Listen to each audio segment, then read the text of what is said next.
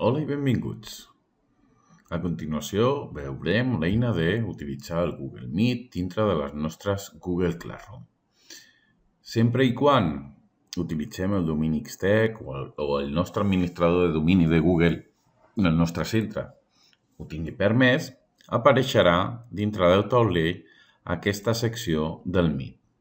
Aquesta secció ens servirà per copiar l'enllaç del Meet o fins i tot fer la seva gestió.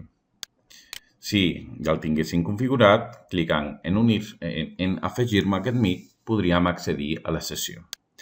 Si accedim a gestionar, podrem veure que podem, fins i tot, restablir aquesta sessió de Meet, suprimir-la o fer-la no visible pels alumnes. Si fem aquesta acció, veurem que aquí apareix que no està visible pels alumnes. Igualment, si accedim a la rodeta, l'engranatge, podrem veure que existeix la secció de Meet dintre del Google Classroom, on podrem fer les mateixes accions, que és restablir-ho, suprimir-ho, copiar-ho per si és necessari enviar-ho i fer-ho visible o no.